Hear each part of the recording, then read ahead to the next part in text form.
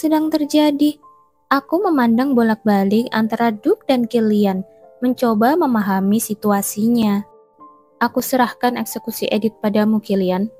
Saat aku ditundukkan oleh para kesatria dan Killian menghampiriku, kupikir narasiku akhirnya berakhir. Karena takut rambutku menghalangi bilah pisau dan membuatku kesakitan, aku cepat-cepat menarik rambutku ke depan, memperlihatkan leherku. Aku bahkan tidak berani menatap wajah Killian, karena aku takut akan terguncang saat melihatnya. Jika aku mati di sini, di mana aku akan bangun nanti? Atau apakah ini akhir dari semuanya? Saat aku tengah memikirkan hal itu dan menunggu Killian membunuhku tanpa rasa sakit dalam satu gerakan, Killian mengatakan sesuatu yang sangat berbeda dari aslinya. Bahwa setiap orang dari Rigelhof pantas dihukum mati. Ya, sampai pada titik itu sama saja seperti aslinya.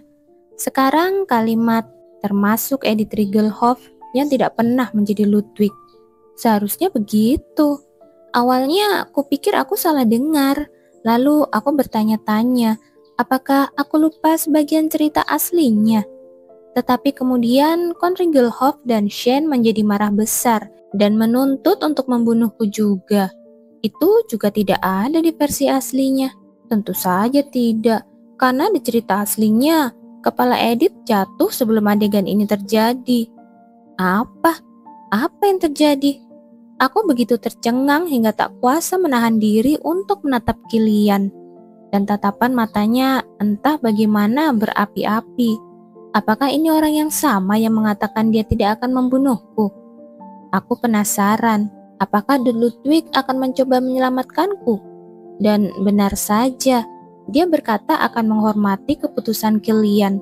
Namun Killian kembali marah ketika dia disuruh membawaku ke ruang bawah tanah untuk diinterogasi.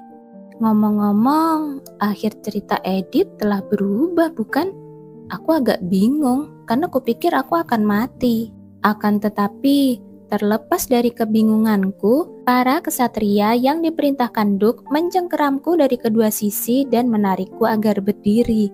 Melihat hal itu, amarah Killian kembali berkobar. Jauhkan tanganmu darinya. Kesatria yang berdiri di sebelah kananku panik dan mengangkat tangannya. Tanpa sengaja, syalku tersangkut di kancing lengan jasnya dan ikut terlepas. Itu adalah syal yang murah, tetapi udara dingin langsung menusukku begitu syal tipis itu dilepas. Aku menggigil, lalu melirik Killian yang memiliki ekspresi sangat aneh di wajahnya. Itu bukan hanya ekspresi Killian, tetapi juga ekspresi Duke, Cliff, dan semua orang di sekitarnya. Seolah-olah mereka telah melihat sesuatu yang sangat tidak dapat dipercaya. Wajahmu, Killian berkata dengan gigi terkatup. Namun hanya dengan dua kata itu, aku menyadari apa yang membuat wajah mereka terkejut. Oh, benar juga, wajahku kan berantakan. Wajahku telah dipukuli oleh Shane selama penculikan dan oleh Sophia di ruang bawah tanah Villa Wellesley, meninggalkannya sangat memar. Tetapi aku beruntung, hidung dan rahangku tidak patah. Tak heran jika Baron dan Baroness Ribbon yang telah membantuku ke ibu kota tidak mengenaliku. Begitu juga para kesatria yang berkeliaran di jalan. Karena wajahku bengkak dan memar, dan itu sama sekali tidak mirip dengan wajahku. Tidak mungkin memar seperti itu bisa sembuh hanya dalam 10 hari. Memar ungu dan hijau di sekitar pipiku masih terlihat jelas. Duke Ludwig yang berbicara lebih dulu. Siapa yang melakukan ini? Apakah ada kekerasan dalam penangkapanmu? Para kesatria yang membawaku masuk dengan cepat menggelengkan kepala. Tidak, dia sudah dalam kondisi ini saat ditangkap. Lalu apa yang terjadi? Apakah kamu dipukuli oleh beberapa penjahat saat melarikan diri? Pada saat itu, Killian yang menatapku dengan tatapan kosong berbicara tanpa menoleh. Edith juga ditahan di Villa Wellesley, tempat ibu dan Lizzie diculik. Dan saat itulah dia dipukuli. Apa? Cliff, bukankah kau bilang Edith tidak ada di villa? Cliff tampak sedikit gugup mendengar pertanyaan Duke. Jarang sekali melihat pemeran utama pria tanpa gugup. Dia tidak ada di sana. Aku sudah mencari di setiap kamar di villa 2 lantai itu, dan tidak ada tanda-tanda keberadaan Edith sama sekali, dan pelayannya juga mengatakan bahwa dia tidak ada di sana. Kilian menyeringai mendengar jawaban itu. Apa kau sudah memeriksa ruang bawah tanah? Apa? Villa itu punya ruang bawah tanah. Apa kau tidak tahu? Cliff membeku, dan Lizzie yang berdiri di sampingnya tampak sangat pucat. Leonard, jelaskan apa yang kau lihat saat kau pergi ke ruang bawah tanah Wellesley. Saat Kilian memerintahkan, kesatria yang telah memeriksa ruang bawah tanah bersama Kilian maju 1 langkah dan berbicara dengan suara yang jelas. Ketika pintu menuju ruang bawah tanah dibuka, ada beberapa pintu di satu sisi lorong panjang dan hanya satu yang terbuka. Di tengah ruangan ada kursi tempat seseorang diikat, dan di lantai ada cambuk kuda, noda darah, dan korsase Lady Edith. Tatapan tajam Kilian tertuju pada Sophia. Pasti kau, Sophia, yang mengikat Edith di sana dan menyiksanya. Kau terus mengatakan dia tidak ada di sana sampai akhir hanya untuk membunuhnya, kan? Kemudian Sophia mulai terkikik. Umurmu panjang sekali. Bagaimana kau bisa keluar dari sana? Mungkin karena tempat eksekusinya sangat dingin, tetapi cekikikannya sangat menyeramkan. Mungkin dia adalah penjahat terhebat dalam cerita ini. Untuk manusia yang senang menyiksa Edith karena memiliki sesuatu yang tidak dimilikinya. Kita tidak boleh membuang waktu lagi. Masukkan Edith ke dalam penjara untuk saat ini. Duke yang nampaknya sedang memikirkan sesuatu, memerintahkan aku untuk dipenjarakan lagi. Tapi suaranya lebih lembut dari sebelumnya. Kilian mencoba memprotes lagi, tetapi Duke dengan tegas memalingkan kepalanya darinya. Ditangkap oleh para kesatria itu lagi, aku mulai berjalan menuju ruang bawah tanah. Kakiku gemetar karena ketegangan, tetapi para kesatria itu jauh lebih sopan dari sebelumnya, dan akhirnya aku tidak diseret.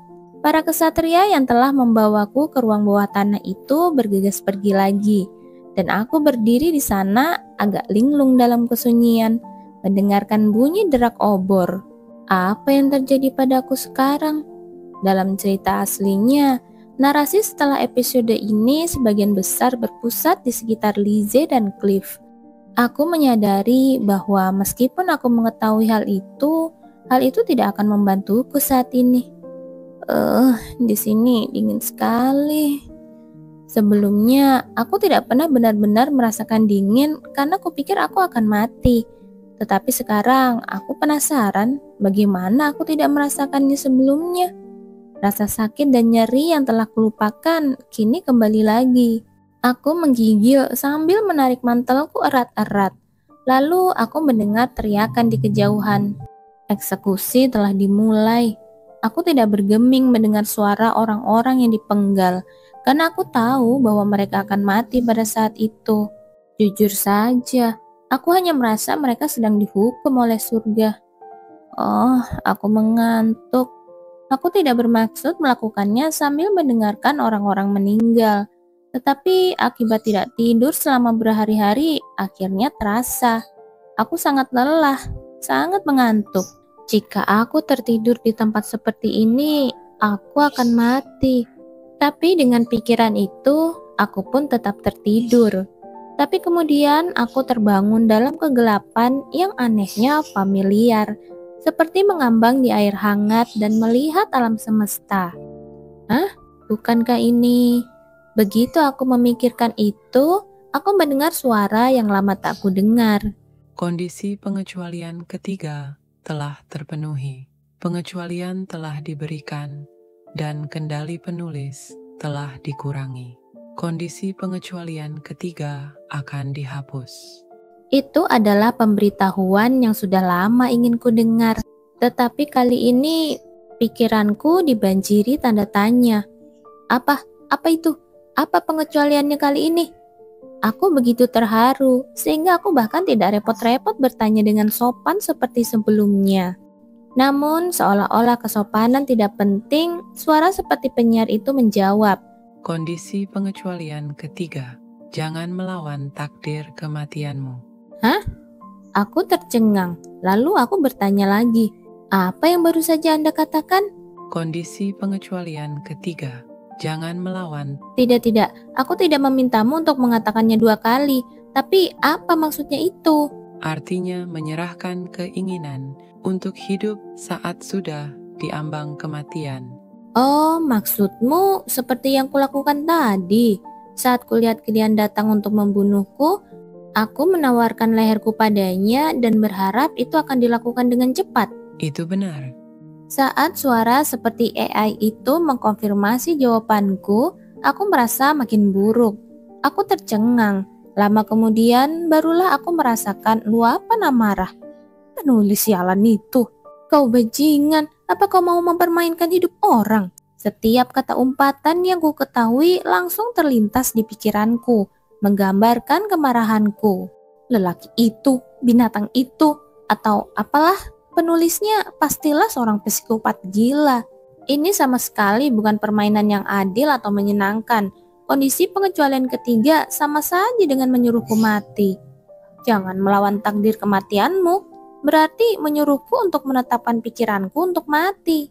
Hampir mustahil bagi manusia atau makhluk hidup apapun untuk melakukan itu. Dan aku berhasil melakukan hal yang mustahil. Itu benar-benar pukulan telak. Selama berada di ruang bawah tanah Villa Wellesley, sepanjang perjalanan menuju ibu kota, hingga tiba di ibu kota dan bersembunyi sambil menutupi muka dengan syal, yang ada di pikiranku hanya hidup. Dan itulah yang membawaku ke tempat eksekusi. Sekalipun aku kabur, para kesatria itu tetap akan mengejar dan menangkapku, bukan? Aku tidak dapat menahan diri untuk tidak tertawa. Akan tetapi, suara seperti penyiar sialan itu belum selesai, dan aku mendengar pemberitahuan lainnya. Selamat, Anda telah selamat. Alur cerita asli yang dibuat untuk Edith Ludwig kini telah hilang. Kekuatan yang menyatukan dunia ini telah berubah dari aliran asli menjadi kemungkinan karena alur aslinya telah menjadi sangat lemah. Aku kehabisan tenaga, tapi entah bagaimana aku memenangkan pertarungan melawan penulis. Semua upaya penulis untuk membunuhku sebagai penjahat telah digagalkan oleh keberuntunganku yang sangat besar. Apa yang kukatakan pada Sophia setengah benar. Pekerja keras tidak bisa mengalahkan orang yang beruntung. Aku tidak pernah menginginkan kejayaan seperti ini, tapi baru pada saat itulah aku mampu tertidur nyenyak dengan pikiran tenang.